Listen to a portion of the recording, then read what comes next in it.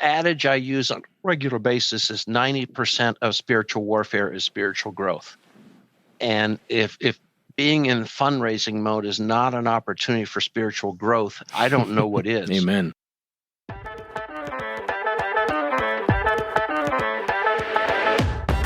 Welcome to It's Not About the Money, a podcast in search of grounded fundraising. I'm Heather, and together with my co-host Andy, we look beyond the quick tips and formulas. Join us as we explore the nuance and complexity of ministry fundraising. If you want to thrive in partner development, not just survive it, this is the place for you.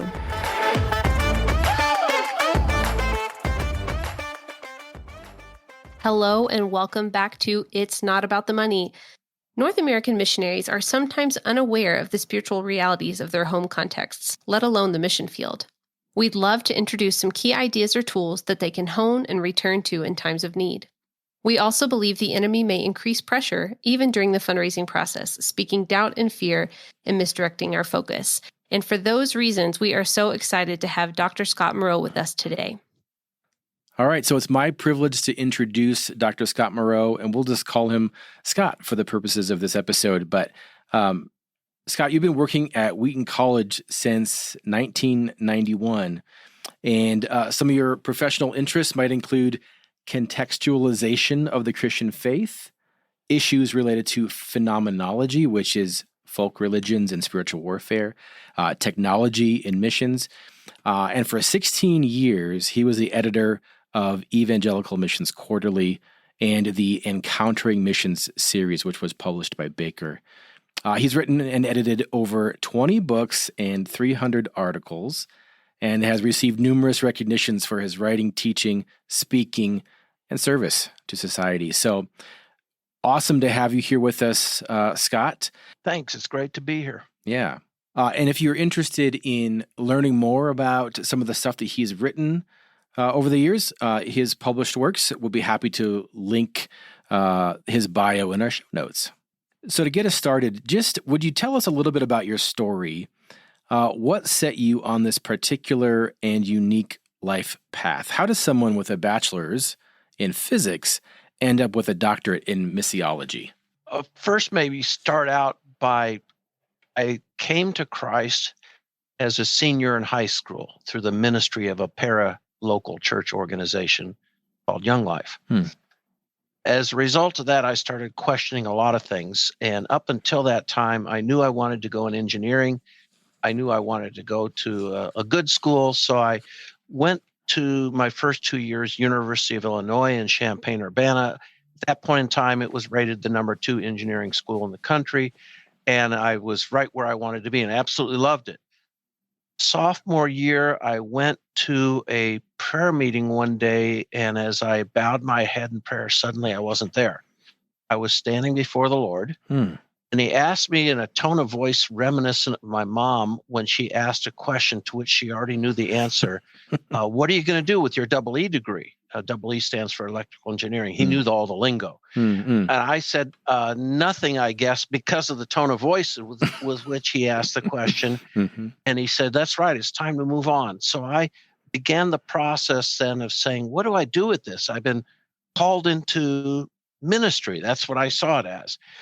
For a long time, I wondered, was this a dream? Did I just fall asleep? And this is Freud working his way through my subconscious, or did I really have a vision? And as I later studied more about what the Bible says about dreams and visions, I realized it doesn't separate them as deeply as we might want to in our own day and age. And I realized, this was God communicating with me, not in a scriptural way, but just in an ongoing, his care, his compassion, his concern for believers today.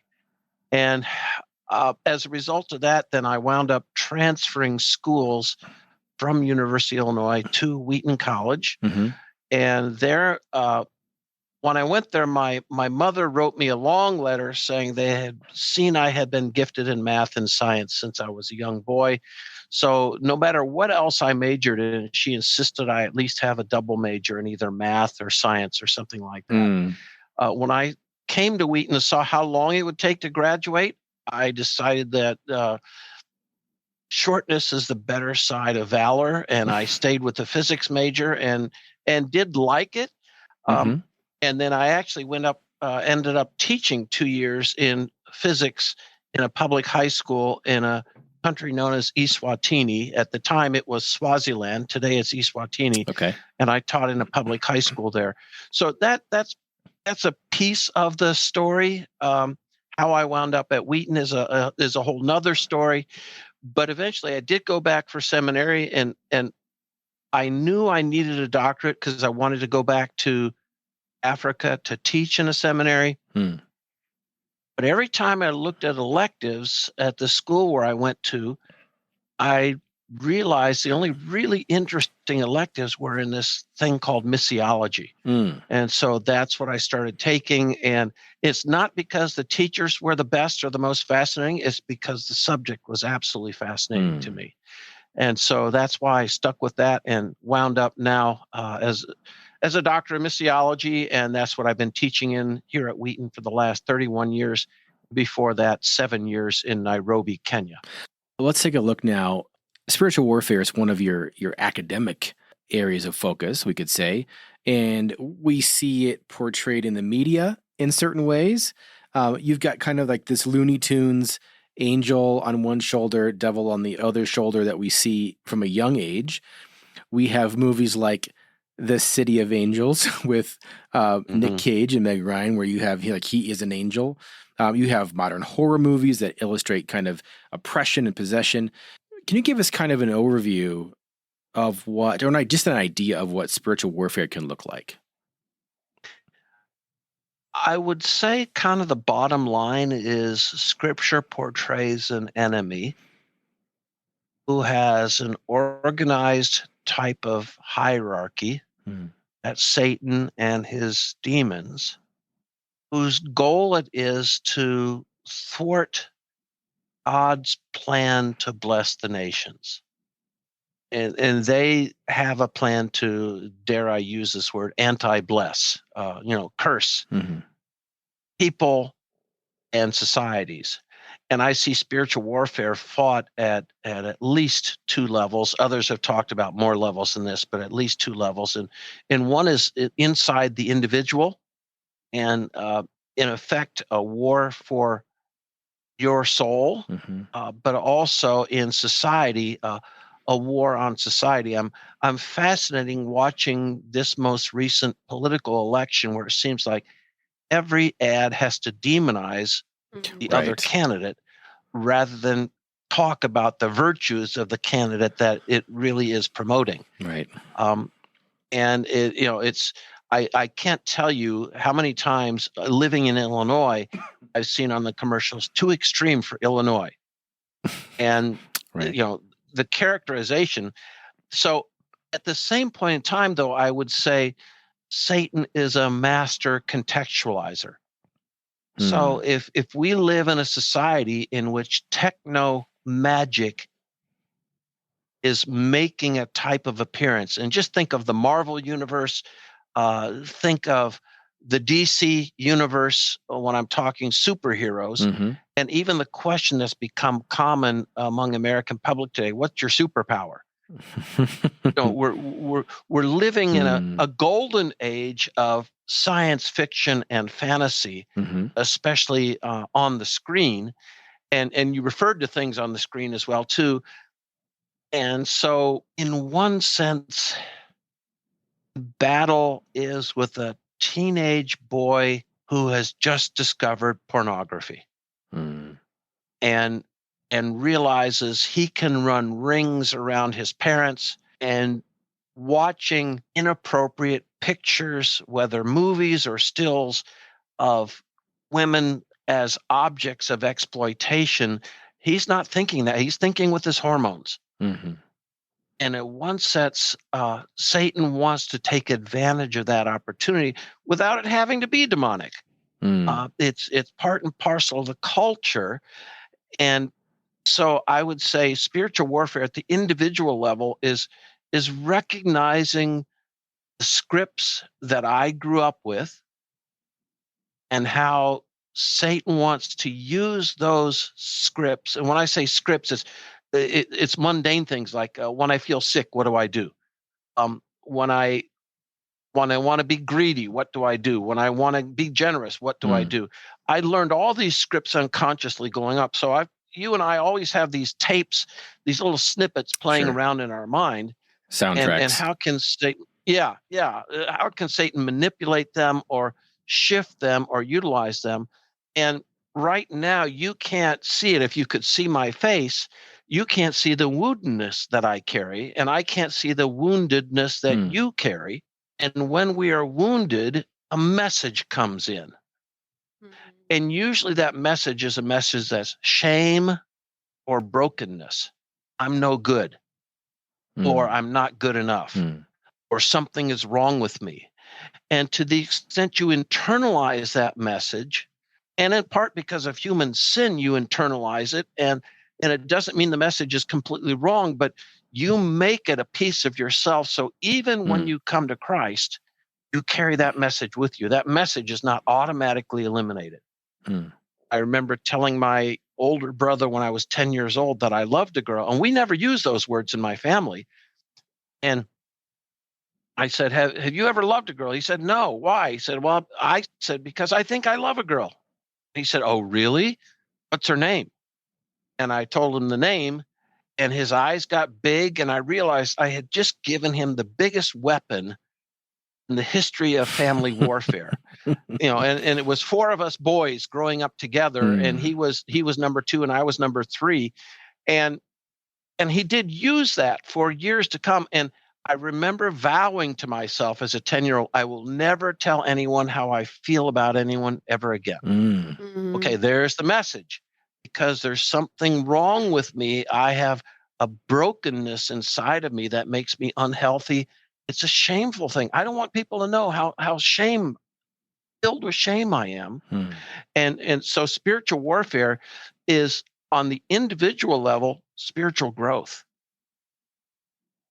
Because when I come to Christ, if Andy, you're in process of discipling me and you don't ask me about the messages I have received, they're still there and they're still pervading my life, and they're still part and parcel of who I am until we expose those messages, so to speak.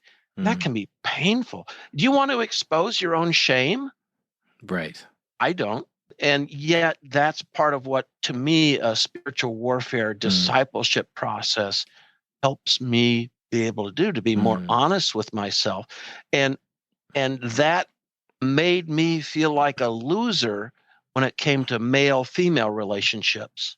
And it wasn't till 40 years later that the power of that was broken through some activities I took part in my church. But I carried that message with me, not 40 years, 50 years.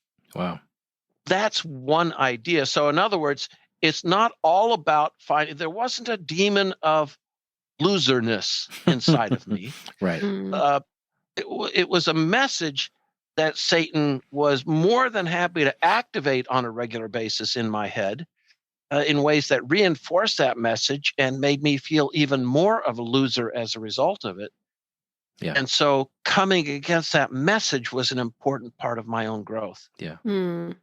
So Scott, it sounds like you're saying that, rather than the way maybe spiritual warfare is talked about in society or even portrayed in our society as more of this kind of outside the norm, really high stakes or kind Extreme. of intense. You're saying, extreme, kind of in contrast to that, you're saying actually, wherever we see sanctification, wherever we see God healing, restoring, discipling, there we will also see spiritual warfare. Yeah. And I would add, wherever you see brokenness. Yeah. A bitter person, why are they bitter? They're not bitter because one day they decide, I can be happy or I can be bitter. Bitter sounds like a better choice to me. Right. Oh, they're wounded and they're reacting out of that. And at times there might need to be an expulsion of an entity that has, for whatever purpose, decided to grab onto this person and take up residence, if I can use that metaphorically rather than physically. and then a process of dealing with that demon is an important part of the person's process of getting free. But once the demon is gone, the message hasn't gone. You still have to clean up the message.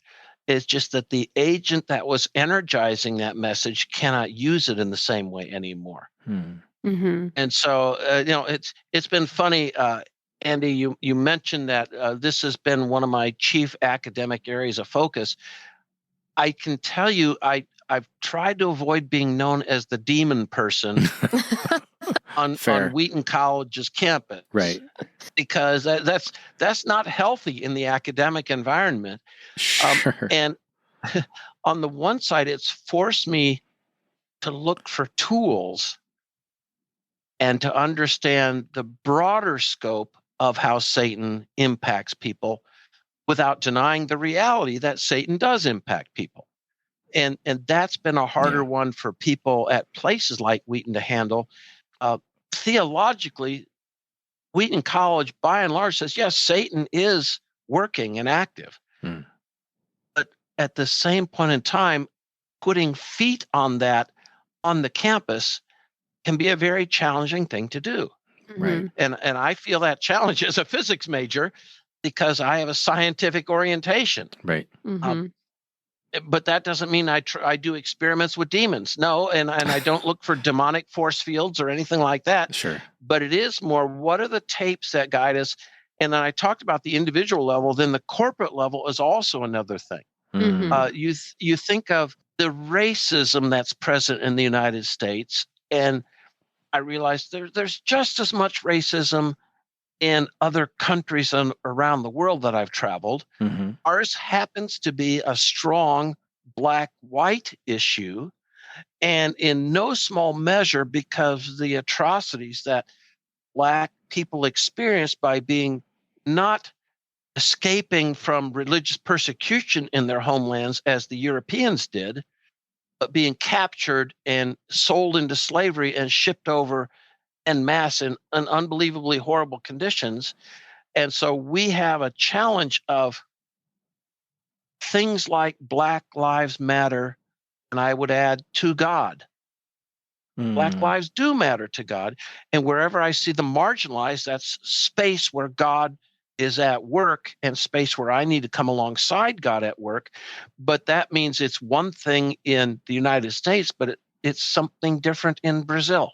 Sure. It's something different in Kenya. It's something different in Thailand. So the societal side is, it's not just that I do things as an individual. Like I said, it's hard to be known as the demon person at Wheaton College, whereas in some places it would be easy to be known as the demon person. Sure. Yeah. Because of the surrounding atmosphere. Right. Yeah. Right. Yeah. So nobody's brought their roommate to you thinking that they were oppressed or. Yes, they have. Oh, they have. and sometimes the counseling center at the college, somebody tells them I have a horrible dream. I don't know what to do with it. So they send it to the demon guy. Oh, man. We were doing a series last year on Ephesians. And when it came time to Ephesians 6, the chaplain said, why don't you speak on that? I don't feel qualified to speak on that. Okay. He was fully qualified to speak on that. I'll be having lunch with 2 students next week who want to talk about spiritual warfare. I had lunch with students 2 weeks ago who wanted to talk about it. And sometimes it's more in a general sense, and sometimes it's in a very specific sense. Here's what happened to me, and I'm trying to figure it out. Yeah. And I think one of the roles I play is helping them, dare I say it, normalize their experience. It's not so wild and weird and wacky that they can't talk with somebody about it. Sure. And it's not so far out of the realm of God's hands that there's nothing they can do about it. Right. But yeah, Andy, I'd say, and Heather, I'd say over the last 10 years, maybe a student or 2 a year. So it's not a large population, but there are enough people on campus who feel I've been able to minister in cases like that without it going wild that they're happy to send people to me. And I don't want to go too far down this rabbit hole, but Sure. How often is it legitimately you feel spiritual warfare, or just this guy doesn't know how to do his laundry or clean up and wash his dishes? I had a man call me up and say, I ate a chicken sandwich for lunch today. Am I going to hell? And I said, you've got to give me a little bit more context than that. He said, well, I vowed this morning I wouldn't eat anything for lunch. And then I got tempted at lunch and I ate a chicken sandwich. And now the demon voices are telling me I'm going to hell. And I said, have you talked to a medical professional about these voices? And he said, no, I don't want to talk to a medical professional because they'll cancel my insurance. My insurance company will find out. And I was not able to help him because he refused to look at the possibility of something other than spiritual warfare. And in a funny way, he wanted the easy way out. Just tell me Satan did it, get rid of Satan, and it won't happen again. Right. And I wasn't going to play that game. So, yeah, we've had times like that. But, Andy, I probably can say I've seen more what I consider to be genuinely demonic at Wheaton and its environs, so not limited to the college, than I did in my decade in Africa. Fascinating. But in both cases, it's a tiny number of times, less than a handful in each case. And that might mean that's my physics background, and Satan doesn't want me to see demons. I'm not worried about it. I'm more than open to it, and I'm willing to pray against it where I see it. At the same point in time, I feel a lot of what I see has more traditional explanations without being secular myself in the process. Sure. So, Scott, I know that we've kind of distinguished that this might look different for the global church versus the American church, just in terms of how people are viewing things and how people are handling things. But I guess I'm just curious, do you feel like the American church generally has a good handle on this topic? And I guess why or why not? With at least 1,500 denominations in the United States, I guess I have to ask, which denomination are you talking about? Wow. I would say the broader evangelical Hillsong type of church is more than willing to acknowledge spiritual warfare. They're not quite sure what to do with it. If I'm speaking broad themes, the more mainline type of churches, they would prefer simply to act as though it doesn't exist. Yeah. And the more Pentecostal and or charismatic churches, they can range from handling it unbelievably well to seeing a demon behind every sin or under every bush. Yeah. And I think that to me is also a picture of the global church. However, the difference is the global church, by and large, is closer to the Pentecostal or charismatic church in the United States. And spiritual warfare tends to be more part of daily life than the extreme boundaries, the fringes of the U.S. So when you're talking, how is the church in the U.S. handling it? I think there are a lot of different answers. Some parts of the church are handling it really well, and some parts of the church would like to think it doesn't exist, and other parts of the church are battling every demon behind every political race. Right. And the church in other cultures, that's one of the things I think I'd say I learned. I had a student once ask me, does that mean if I go live in another culture, I might change my theology? And my answer to that question was, I hope you will. Because all of our theologies are too parochial. Now, grounded in Scripture. So we don't leave that anchor behind. Right. But it was my African sisters and brothers who taught me what it means to fear God. He is the maker of the universe. And in the U.S., I want to translate the word fear into awe, A-W-E, right, or something like that. And I want to change it because I don't like the idea of being afraid of the one who created the universe. But my African sisters and brothers, there is a genuine fear component of it that we dare not ignore. And so theologically, they help me grow in my understanding of God. He's so much bigger than I think he is. And so, and at times I would say the African brothers and sisters that I would connect with in relation to spiritual warfare often wanted to talk about dreams. And, I don't know about you two, but I've only ever heard one sermon which explored dreams as a general topic. And that was because I preached it. Yeah, I was thinking, I don't know. Yeah, it's off of our radar here. And yet dreams and visions play a significant role in the lives of multiple believers in Old and New Testaments. Yeah. And it's not that it happened daily, but boy, it happened often enough and it was recorded often enough. It's completely off of our radar. And in the vast bulk of the majority world church, it's very much on their radar in ways that doesn't get onto our radar. Is part of that because we in the West kind of feel like we're enlightened and we're a little bit beyond that? Yeah, I would say, it comes from the scientific method developed in the 15, 16, 17, 1800s, rationalism in philosophy, the major philosophical voices of the 17 and the 1800s kind of debunking the world of the miraculous. And it's left the American church, what a very well-known missiologist said, is having to face what he called the flaw of the excluded middle. The upper, and think of Middle Earth. If you think of Tolkien and Middle Earth, this is where wizards and halflings, elves and orcs, yeah. And we're good at talking about God and the high level of power. We're good at talking about the social sciences, human power, but we're not good at talking about this entire middle realm.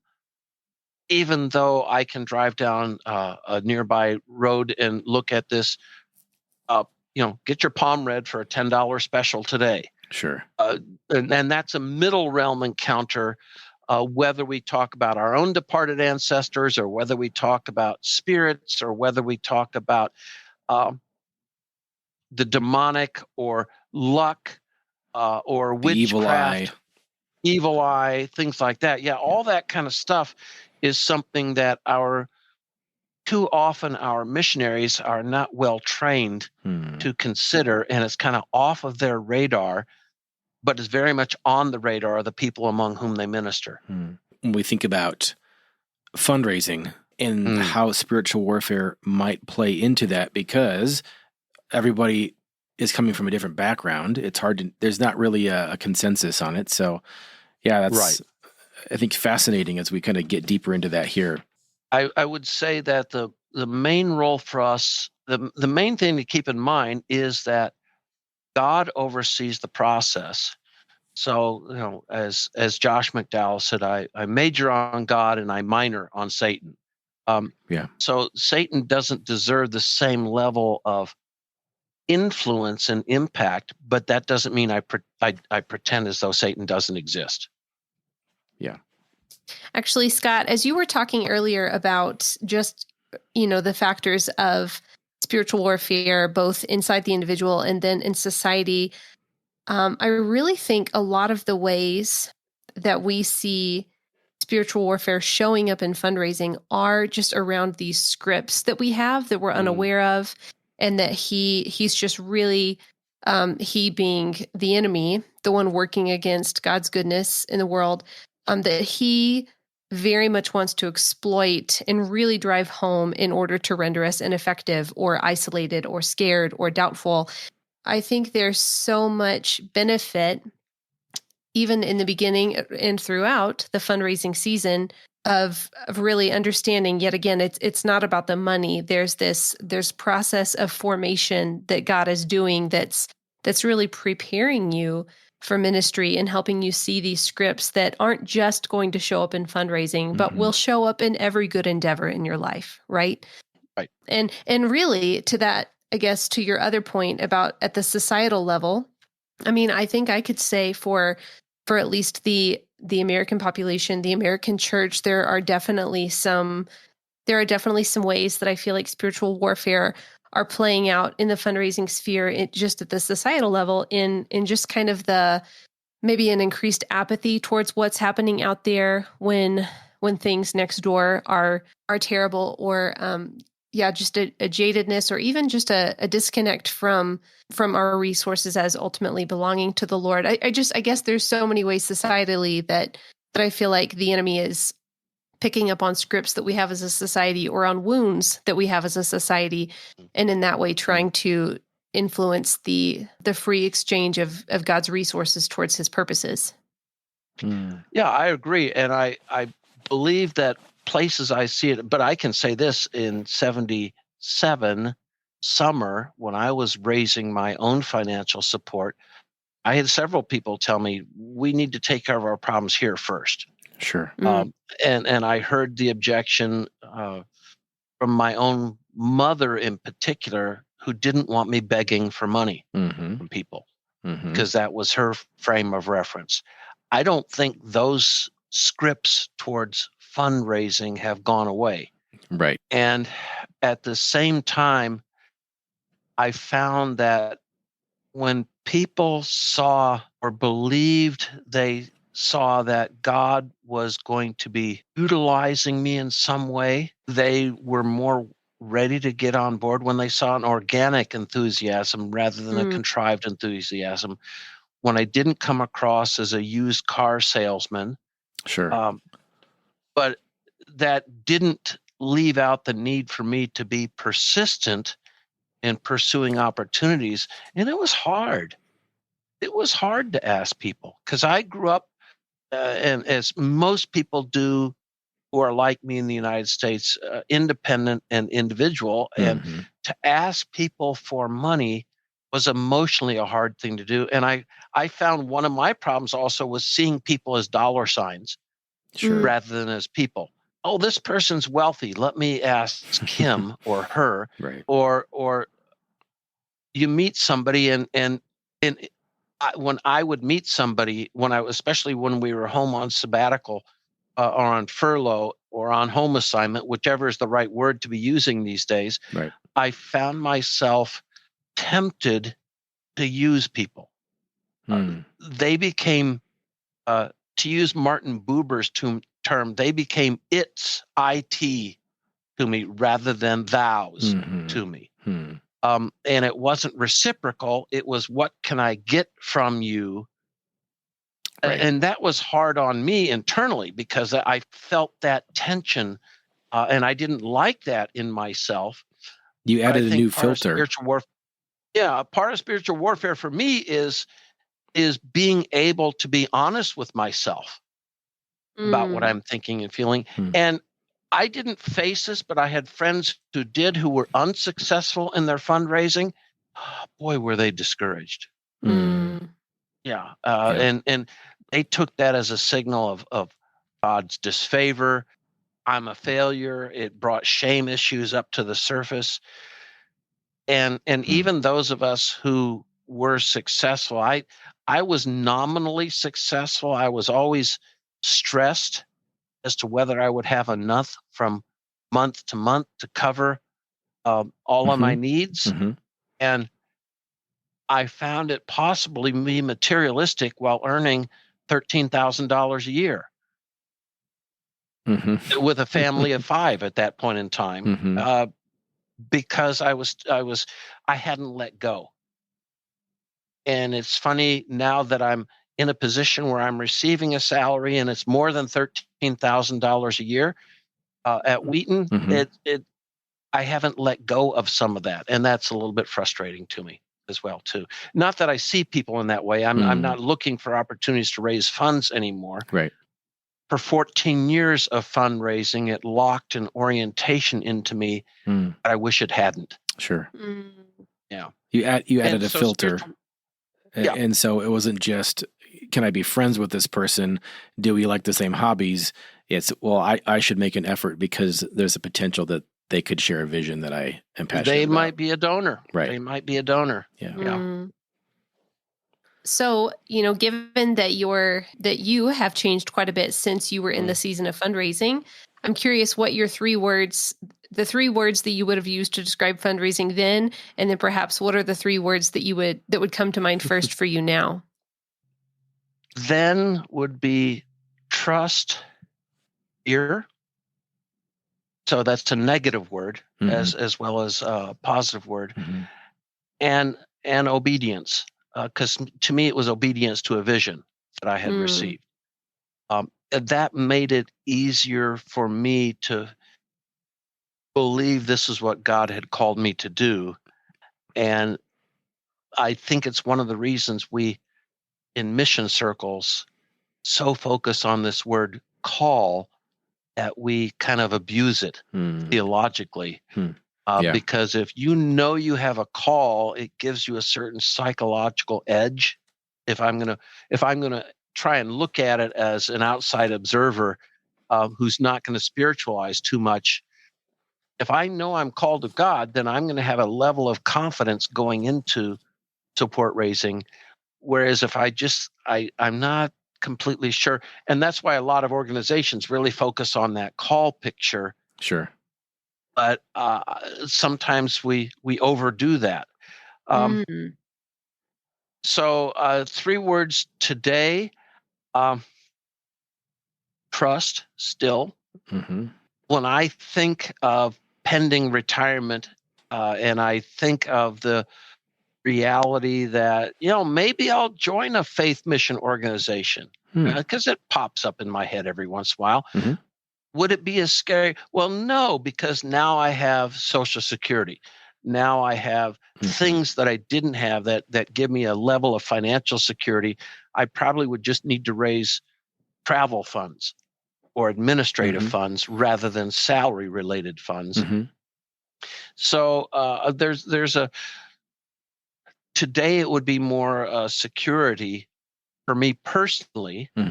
But if I'm a 20-something going into this, hope. Yeah. I can't tell you the emotional high it was the night that I crossed the bottom line of what I needed to raise in pledges to be able to know that I was going to go overseas. Yeah. And one monster difference between this day and then was it took me 5 weeks then to do my fundraising. Yeah. And now that was fundraising as a single person. Sure.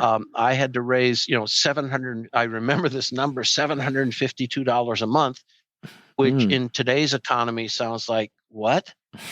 That's not even airfare. What are you talking about? But that's what it was at that point in time. And there was great joy in that, even as I continued to struggle with people being its to me rather than thous. Yeah.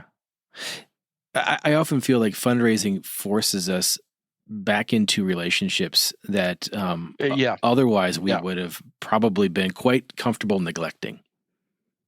Yeah. So that can be a healthy way to look at it. It's pushing you back into community. That's a good vantage point. And I think that would characterize my wife more than it would characterize me, in part because I'm a strong enough introvert that ideas mean a lot more to me than relationships do. And I'm a bit ashamed to admit it, but that's the truth about me. Yeah. And so I can be very, I'm not even sure what the right word is. Mechanical. That's not the right word. I can tend towards using people, and I don't want to admit that. I don't want to say that to myself or to others because it's embarrassing to think that about myself, and that others would think that way about me. But that's also part of being honest and going through, to me, the fundraising process. Okay, how can I turn this into a friendship rather than a fundship, than a sponsorship? Sponsorship. Yeah. And we, people raising, friend raising, I've seen those terms used. And I didn't have them at the time in the late 70s when I was raising support. And they did help me think more holistically about the process. And I'll tell you, Andy, I've met friends now that, okay, this was 78. So you think of people that supported me then who I am still actually friends with today Mm. in 2022. That's a long haul. Yeah. People that I otherwise never would have been connected to. Right. I even go back to the home church that supported me in the town where I grew up.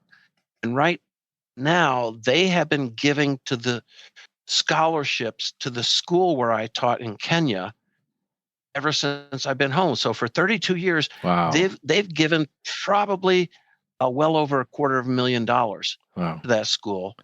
And that tells me that by God's grace, I was able to connect them to that school in a way that they feel more deeply connected there than they do to me. Yeah. That's cool. That's fantastic. That's cool. Yeah. Yeah.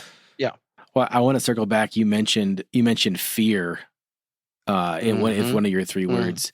Is there a sense where it's okay? Like maybe that's a good thing?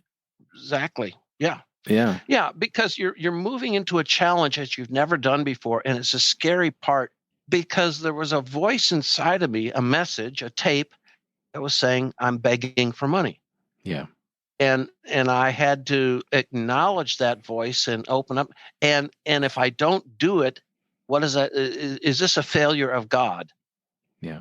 Do I need to throw in my faith if God doesn't come through? There was a lot on the line for me emotionally. Yeah. And for me, bringing that fear before the Lord, He knows it. I might as well bring it before Him and ask Him and listen, Lord, what do you have to say to me about my fear? What are things that I can either do to overcome it or do to understand it and do to let it flow through me without stopping and taking up residence in my heart and without it driving me? No doubt there were moments when you were afraid, when you had experiences that were fearful on the field. Yes. And it's funny, I think the people I might have been most afraid of that I couldn't raise support from were my own parents. Interesting. Neither of whom knew Christ. Okay. And who were watching me and my mom watching me with greater fear than mine because I was begging for money. Right. And I think my dad was more a bit of a disinterested observer, but okay, is this really going to happen? Is he going to leave us then for 2 years at that point in time? And that is what happened. Yes. I just want to make an observation. So, a few minutes ago in one of the previous questions, you, with incredible candor, just kind of expressed that you feel like you maybe use people towards your ends. What was the word you used? Not opportunist. I don't remember. I'm sorry. Mechanical. I don't even remember, but I think used is the right word.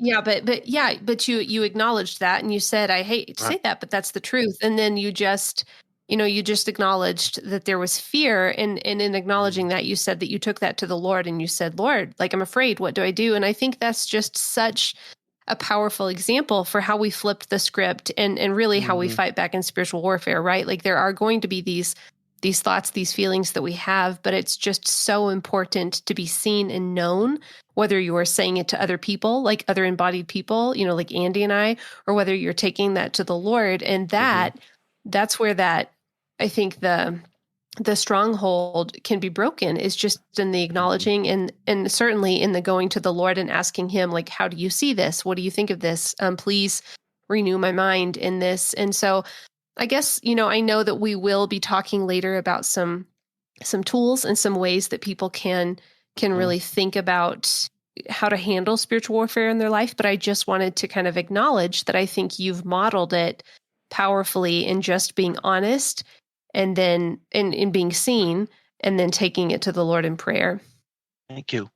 The one thing I think I missed when I look back on it now in my more mature age, I wish I'd had a spiritual director who would have come alongside me and when appropriate, encourage me and when appropriate, discourage me. But helped me be honest with myself. And it might end up being a secular counselor. It might end up being a local pastor. It might end up being someone who's formally trained in spiritual directorship, but having someone you can lean on that is as honest with you as you need to be with yourself about the process of fundraising, I think would be a very helpful. I would think of them as a crutch, a good crutch, a necessary crutch. A support. Maybe not even a crutch, maybe an iron lung, or a dialysis machine, something that a person that gives you the opportunity to be honest with yourself in ways that allow you to continue to move forward and not fall victim to the tapes that run in your head. Those narratives. Yeah. And I think really just pointing out, everybody has those tapes and those narratives. If you find yourself thinking or feeling a certain way, it's not necessarily disqualifying you or saying like, wow, who are you to aspire to this, right? That's its own broken tape. Who are you to? Yeah. Right. So that's very normal for us as people to wrestle with. So as far as fundraising plus spirituality, would you say that it's more about maybe the enemy utilizing those narratives that we have, those deep-seated narratives, and him kind of playing off of those and like striking that chord versus something a little more belligerent and obvious? I'm casting the demon of fear out right now. I would say it's the adage I use on a regular basis is 90% of spiritual warfare is spiritual growth. And if being in fundraising mode is not an opportunity for spiritual growth, I don't know what is. Amen. And so I would say that's where the bulk of the emphasis needs to lie. But if it becomes paralyzing and debilitating, then having the person come alongside you would be helpful. And then possibly seeing if somebody would be willing to anoint you and pray over you. I don't know what various people's church traditions are. I'm in a church tradition now where anointing and praying over somebody is expected to be a part of the process of Christian growth. And so there's space for that. But I would say it's more if somebody becomes debilitated by the fears that they have, that they might seek that type of help. Okay, so I feel like we've done a bit of exploration into how spiritual warfare can show up in fundraising. We know that there are routine practices and rhythms that strengthen the believer that are part of spiritual growth. But I guess what would you encourage people to do in the moment when they feel like they might be under attack? Like, what are some tools or some habits that either take them to that moment or they can use in the moment? What I've tried to do over the years when I have felt under attack is to accept it and to bring it back to the Lord. Now, if we're talking about a phenomena like possession, okay, that's a challenge that somebody else often needs to come alongside you. But if we're talking about the scripts that I'm running and they get to a stage where they're paralyzing me or I'm seriously doubting, God knows exactly what you're going through. Bring it to him, honestly acknowledge it, and ask him to speak to you in the midst of your doubts. That doesn't mean you're going to hear an audible voice, but giving those moments of silence in a world oversaturated with media and with noise, get rid of the clutter for a while and see what can happen. My wife and I are going through at our church something called emotionally healthy spirituality right now. And part of the practice in this is every morning and evening we have devotional times, but we start and end every devotional time with, in our case, 3 minutes of just silence. It's hard to do. You have to force yourself to stop and slow down. This is one case where I've loved my Apple Watch because it kind of helps me breathing in and out at a regular pace because it it vibrates when I'm supposed to breathe in and stops when I'm supposed to breathe out. And I tell it for 3 minutes. So I'm not constantly looking at my watch. It's only been 30 seconds. I got to do this for another minute and a half. That's crazy. But I have found that that helps me focus on being quiet in a way that brings health and centeredness and a reminder to focus on what's important rather than what's peripheral. And that can be hard when we're $1,000 a month short. We're so close, but we're still so far. If you get hectic, that type of practice I found to be very helpful. And just what some call the Jesus breath prayers. Lord Jesus Christ, Son of God, as I'm breathing in, you have covered my shame as I'm breathing out. And just repeat that as an exercise over the 2-minute place. And I have found that wonderfully soothing for me. And you will have to find things that make sense to you. But having this as a daily practice, I think, is a really important part of it. And one of the things I like about fundraising, it does tend to drive people to their knees. Yes. It's scary and exciting and frightening and all at the same time. So that's what I'd say. If you feel like you're coming under attack, those moments of silence can be something that God can honor and give you a sense of calmness. So should it become a battle, you're more ready to face it than you otherwise would have been. And then just have a piece of doctrine or truth that helps you to overwrite some of those narratives. Yes. And identifying those narratives. And you might say, Lord, what are my tapes? I feel like if the money doesn't come in, I'm a failure. Or maybe not even the word feel there. I believe. You shouldn't believe that, but you're trying to be honest with yourself about what you really do believe rather than what you should believe. So as we used to say in a men's group, don't be full of should. Be more honest with yourself and acknowledge to yourself what's real. And then there's space for confession of that to the Lord, where it's something that's unclean or needs to be taken care of. In the examples that you gave for maybe what somebody could do in the moment, I couldn't help but notice that they're very psychosomatic responses. There's something happening with the mind and with the physical body. Is that intentional? Or? It is. I was part of a men's group for a couple of years in which every time we meet, we had to say what we were feeling. And that's so typical of men, right, Andy? Right, so, right. That sounds so I know comfortable. exactly what I'm feeling now, right. But that forced me to come to grips with not just my feelings, but that my body will respond even before I know what I'm feeling. And don't read this as this is how it should happen with everyone. But if I, the butterflies in my stomach, I'm scared. If my throat starts to quiver, I want to cry.